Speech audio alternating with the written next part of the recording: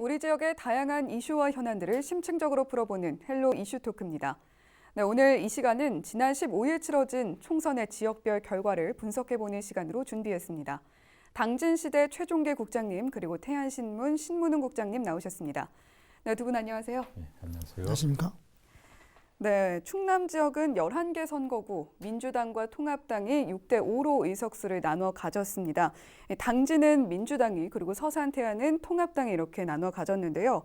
개표를 지켜보던 분위기도 궁금합니다. 당진은 좀 분위기가 어땠습니까? 일단 그 충청권의 정치 지형이 보수에서 진보 색채로 정치 주류가 바뀌는 선거로 봐야겠죠. 지난 20대 총선에서는 미래통합당이 당시에는 6석, 민주당이 5석을 충남에서 가져갔었는데 네. 이번엔 정반대의 결과가 나왔죠. 세종시에서도 2석, 대전시에서도 7석 전부를 그 민주당에서 가져갔으니까 충청권 전체를 보면 민주당이 완승한 것으로 봐야 될 것 같습니다. 뭐 다른 한편 참고로 해보면 충북에서도 8석 가운데 민주당에서 5석을 가져갔죠. 네. 이 서산 태안 지역 분위기는 어땠습니까? 이번에 뭐 다 아시겠지만 코로나19라는 그 엄중한 상황에서 치러진 선거인데 그래서 네. 사실상 사전 투표율이 높았습니다. 그리고 다른 선거 때 보면 개표장에 보통 이제 그 지지자들이라든지 관람석에 이제 오시는 분들이 관심도가 높았었는데 네. 이번에 그 개표장 분위 보면 필수 요원들 그리고 비례 정당이 많아서 사실은 참관인들이 많을 거로 생각했는데 그 기본적인 우리가 우리 익숙한 그 기존의 정당들 개표 참관인 말고는 사실 개표장 분위기도 한산했고요. 특히 서산태안은 사전 출구조사에서 10% 이상 그 적차가 나는 발표가 났기 때문에 네. 개표장 분위기가 좀 차분하게 진행됐다 이렇게 보겠습니다. 네.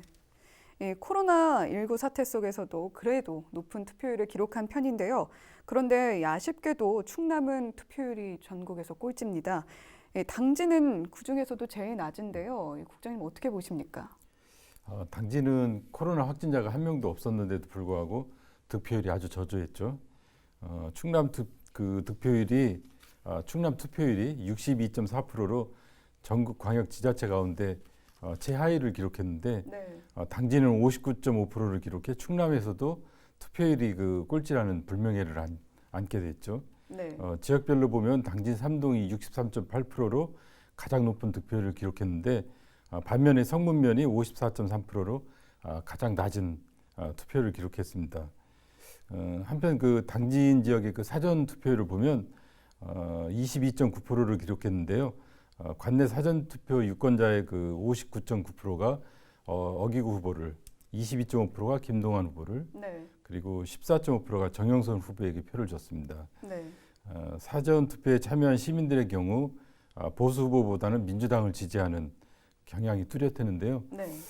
상대적으로 젊은 층이 사전 투표에 많이 참여하기도 했고 특히 당진 지역에서는 사전 투표 당시에 그 보수 진영 후보 단일화 문제가 진행되고 있었기 때문에 네. 보수 후보를 지지하는 시민들이 사전 투표에 많이 참여하지 않은 것으로 이렇게 분석되고 있습니다. 네. 이 단일화가 무산이 되면서 진보 성향 후보에게 표가 좀 몰리지 않겠느냐라는 분석 속에서 이 보수 후보를 지지하는 유권자들이 좀 투표를 포기했다 이렇게 보고 계신 건가요? 뭐 그렇게 볼 수도 있죠. 우선은 그 보수 후보가 난립되면서 이미 그 선거가 한쪽으로 기울지 않았냐 이런 생각에서 그 보수층들이 투표에 일부 나가지 않은 경향도 있겠다 이렇게 보고 있습니다. 네. 당진 지역은 6명의 후보가 출마를 해서 충남 지역 11개 선거구 중에 가장 많은 후보들이 출마를 했다 이렇게 볼 수 있을 것 같은데요. 이 후보자별 득표율은 어땠습니까? 먼저 더불어민주당 어기구 후보가 47.7%, 그리고 미래통합당은 김동완 후보가 30.3%, 무소속의 정영선 후보가 19%를 기록했습니다. 투표 며칠 앞두고 선거 후반에 들어서 보수 후보 단일화 논의가 선거판을 후끈 달아오르게 했었는데요. 산술적인 수치로만 보면 김동완 정영선 후보가 받은 득표율을 합치면 49.3%로 어기구 후보가 받은 47.7%보다 앞선 것으로 나왔죠. 네. 후보 단일화를 이루지 못한 그 보수층에서는 아쉬움이 남는 대목이다 이렇게 볼 수 있겠습니다. 결국 그 보수 진영 분열의 책임 소재를 놓고 선거가 끝난 지금까지도 후보자들이 직접 나서서 공방을 벌이고 있습니다. 네. 한편 그 군소 후보로 나선 민중당의 김진수 후보는 2%, 우리공화당의 전병창 후보는 0.5%, 그리고 국가혁명 배당금당의 박경재 후보는 0.6%의 표를 얻는 데 그쳤습니다. 네. 이 서산 태안 선거구는 역대 최고 사전 투표율 기록을 했습니다. 이 후보자별 득표율 먼저 좀 짚어주실까요?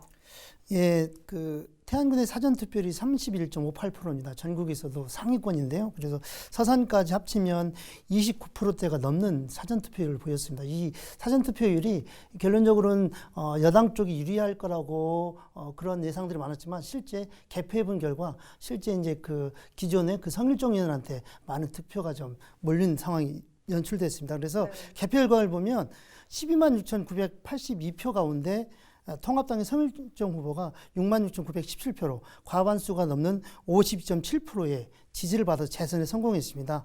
네. 민주당의 조한기 후보는 44.3%, 56,127표를 받았고요. 정의당의 신현웅 후보는 2,916표로 2.3%, 그리고 국가혁명 배금당의 김미숙 후보는 1,022표, 0.8%의 지지를 받아서 성일종 의원이 재선에 성공한 결과로 나타났습니다. 네. 네, 이 지난 2016년 총선의 경우에는 이 당진에선 어기구 후보 그리고 김동완 후보가 치열한 접전을 펼쳤었는데요. 이 1000여 표 차로 당선이 됐었는데 이번에는 김동완 후보와 큰 표 차로 이 차이가 벌어지면서 재선에 성공을 했습니다. 이 어기구 당선인의 재선 성공 요인이라면 어떤 걸로 꼽으시겠습니까? 우선 이번 21대 총선을 그 전국적인 관점에서 보면 야권에서는 총선 전략으로 그 문재인 정부의 경제 정책과 조국 사태를 묶어서 정권 심판론을 들고 나왔죠. 네. 하지만 코로나19가 이 모든 의제를 다 삼켜버렸어요. 국민들은 코로나19 전국에서 국가관리 능력을 인정받은 여당의 손을 들어줬다 이렇게 볼 수 있겠죠. 대통령 지지율이 60%가 넘은 60%에 그 가까운 것도 이번 선거에서 한 몫을 했다 이렇게 볼 수 있겠습니다. 네. 한편 그 지역의 관점에서 보면 어기구 의원이 지난 4년간의 의정 활동에 대한 긍정적인 평가도 있었고 선거 후반 가장 큰 이슈였던 그 정용선 후보의 무소속 출마 네. 그리고 보수 후보 단일화 무산이 결정적인 역할을 하지 않았나 이렇게 보고 있습니다. 21대 총선은 정용선 후보가 그 미래통합당 그 후보 공천에서 그 컷오프되면서 이에 반발해서 무소속 출마하고 네. 그 과정에서 사실상 어기구 그 후보 쪽으로 기울었다 이렇게 볼 수 있겠죠. 네. 예, 또 말씀해 주셨듯이 당진 같은 경우에는 극적인 합의가 예상이 되던 이 김동완, 정용선 후보가 이 막판에 단일화를 뒤집었단 말이죠. 이 득표율에 상당한 영향을 미쳤다는 분석이 나오고 있는데 말씀해 주셨듯이 아직까지 후폭풍이 좀 이어지고 있는 그렇죠. 그런 모습입니다. 예. 그 앞서 말씀드린 대로 그 김동완, 정영선 그 두 보수 후보가 받은 득표율을 합치면 어기구 후보를 1.6% 정도 근소하게 앞섭니다. 네. 다른 변수들도 존재하기 때문에 산술적인 수치로만 그대로 적용할 수는 없는데 만약 보수 후보가 단일화됐다면 어기구 후보가 그 개표 초기부터 무난하게 앞서 나갔던 거와는 달리 상당한 접전이 있었지 않겠는가 이렇게 보고 있습니다. 네. 그 앞으로 그 당진 지역 그 보수 진영의 그 주도권이 어디로 갈 것인가 이 논쟁 때문에 그 보수 후보 단일화에 대한 책임 공방 이것이 계속 이어지고 있습니다. 네. 지난 주말에는 그 정용수 후보가 김동완 후보에게 그 단일화 과정에 대한 책임을 물으며 공개 질의를 한 바 있죠. 이번 주에 들어서는 또 김동완 후보가 그 언론사들의 그 보도 자료를 배포해 가지고 네. 선거 결과를 겸허히 받아들여라, 재판 준비를 잘해라 이런 좀 감정적인 네. 이런 표현까지 그 나오게 됐습니다. 한동안 이 같은 그 책임 논쟁, 그 보수 후보의 갈등은 오랫동안 지속될 것으로 이렇게 보입니다. 네. 이 총선 패배의 여파가 아직까지 이어지고 있는 당진 선거구의 모습입니다. 네, 이 서산 태안 경우는 조한기 후보와 또 성일종 당선인 여론조사 막판까지 오차 범위 내에서 이 초박빙의 승부를 펼쳤지 않습니까? 그런데 막상 뚜껑을 열어보니 예상보다는 좀 싱겁게 성일종 당선인이 당선의 결정을 지었다. 이렇게 보고 있는 분석이 많습니다. 어떻게 분석하고 계신가요? 그 조한규 후보와 성일종 후보는 리턴 매치입니다. 네. 지난번 선거에서 한 1,800표 차이로 성일종 후보가 이제 초선에 당선됐는데요. 이번 선거는 그래서 관심이 집중이 됐습니다. 그런데 이제 선거 전에 펼쳐진 각종 여론조사를 보면 성일종 후보가 많게는 14%, 네. 적게는 오차범위 2%까지 한 번도 선두를 내준 적이 없는 선거입니다. 그래서 막판에 2% 내에 그 접전이 예상되는 여론조사 한 두 군데 정도 나오는데요. 그러면서 이번 선거가 접전을 나타날 거로 예상을 했습니다. 그런데 실제 개표 결과 8.4% 차이. 그래서 한 1,700표 정도 차이로 성일종 후보가 많은 표 차이로 이기게 됐습니다. 이런 결과는 태양군의 유권자의 보면 50대 이상이 70% 이상입니다. 네. 그리고 서산은 50대 이상 이하가 5대5 정도인데요. 그래서 사실상 보수화된 유권자 접촉을 대면 접촉을 늘렸어야 되는데 조한규 후보가 청와대에 근무하면서 너무 지역에 늦게 내려왔다 이런 네. 부분이 있었고요. 또 그 대통령을 그 활용한 선거 방식이 지역에서 먹히지 않았다. 뭐 전에 같으면 이제 강한 여권의 후보라는 그 네임덕이 사실은 그렇게 이번 선거에는 적용이 잘 안 됐다 그렇게 분석이 되고요. 그래서 네. 사실상 그 조한규 후보가 지역에 늦게 내려온 그것이 패인의 그 결정적 요인이 아닌가 그런 분석이 나오고 있습니다. 네. 또 특히 이 조한규 후보 같은 경우는 SNS를 통한 선거 운동을 해서 또 화제를 모았잖아요. 네, 그런 부분도 좀 선거 판세에 영향을 미쳤을까요? 아까 말씀드린 대로 전체 유권자의 70%가 50대 이상입니다. 그래서 네. 젊은 층을 활용한 SNS 전략은 주요했지만 그것들이 지역 선거와는 큰 영향을 미치지 못했다는 그런 판단을 저희들은 하고 있고요. 그리고 실제 후보가 선거 기간에 그 저녁 시간대 라이브로 이제 방송을 했습니다. 네. 그런데 지역의 대부분이 그 시청자들이 젊은 층 그리고 그 후보를 지지하는 층들이 그 보고 있었기 때문에 실제 그 표심을 이끌 지역의 보수화된 그리고 연령이 많으신 분들의 오히려 대면 접촉을 하는 것들이 선거 방식이 낫지 않았겠느냐는 그런 분석들이 많습니다. 네. 네, 이번에 서산 태안 선거구에서 또 주목할 만한 점이 이 정의당 후보가 처음 출마를 해서 한 2.3% 정도의 유의미한 득표율까지 끌어냈다는 말이죠. 네, 이런 부분이 고무적이라는 분석이 있는데 어떻게 보고 계십니까? 네, 그렇습니다. 그동안에 한 20번의 그 총선에서 진보정당 후보가 출마한 것은 서산탄이 처음입니다. 그래서 네. 이번에 신년웅 후보가 출마를 했는데요. 지역사회에 그 출마를 하면서 던진 화두가 몇 가지 있습니다. 이제 예를 들어서 서산태안 상생협의체를 구성해서 같이 지역의 대립이 아니라 상생협력하자라든지 또 대규모의 그 사회 기반 공약, SOC 공약을 남발하지 말아라. 그런 결국에는 환경의 문제, 지역 간의 민원의 문제가 있다. 그런 거라든지 또 가로린 국가정원을 서산태안이 동시하자. 그리고 그 경제개발 특구를 동시에 하자는 이런 협력 차원의 공약들이 많이 됐고요. 그동안에 이제 그 지역 유권자들한테는 1번 아니면 2번 그 선택이 강요됐었는데 새로운 선택지가 제시됐다. 그리고 네. 그걸 통해서 신선한 공약들이 좀 제시됐다는 부분에 있어서 지역의 그 진보적 가치를 높인 그런 선거가 되었다는 평가가 있습니다. 네. 어떤 진보 정당의 정체성을 조금 보여준 공약을 내세우면서 또 노동자들의 지지를 얻었고 이렇게 해서 유의미한 득표율을 얻어낼 수 있었던 것 같습니다. 네, 이번 총선에서는 비례대표 정당 투표도 함께 진행이 됐는데요. 이 득표율을 보면 정당이나 후보를 선택하는 기준이 여전히 당을 중심으로 하는 경향이 있다고 보여지는데 어떻게 생각하십니까, 국장님? 우선 당진 지역의 그 비례대표 그 투표 결과를 보면 거대 양당의 그 위성 정당이죠. 미래한국당이 33.4%, 그리고 더불어시민당이 32.3%를 득표했습니다. 정의당은 9.4%를, 국민의당은 6.8%를, 열린민주당은 4.7%를 차지했는데요. 그리고 그 민중당과 기독자유통일당, 민생당 이런 데들은 이제 2%대의 그 득표율을 기록했죠. 이거는 그 전국적인 그 투표 성향과 큰 차이 없이 진행됐습니다. 네.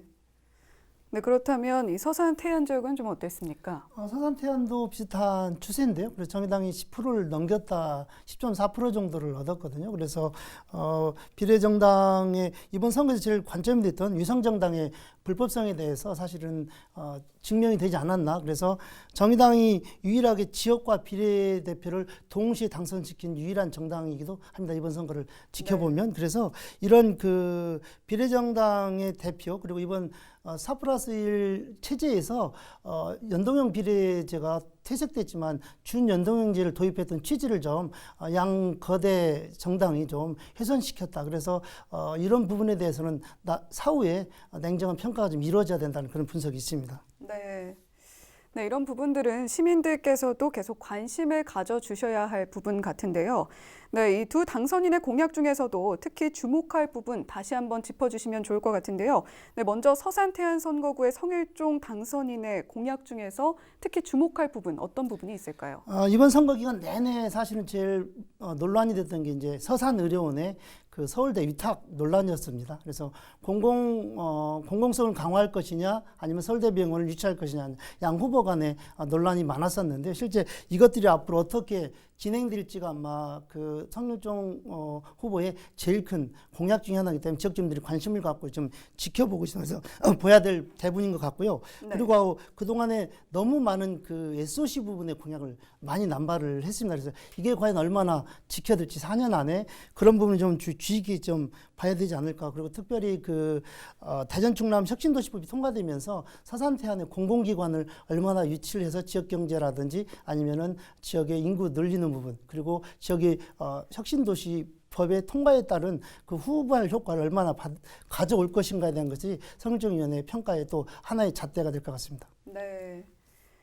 네, 이 서산의료원의 위탁 문제 그리고 SOC 분야의 공약을 얼마나 현실성 있게 추진을 해 나갈 것이냐 이런 부분들 앞으로도 계속 지켜봐 주시면 좋겠습니다. 네, 어기구 당선인의 공약 중에서는 어떤 부분을 좀 지켜봐야 할까요?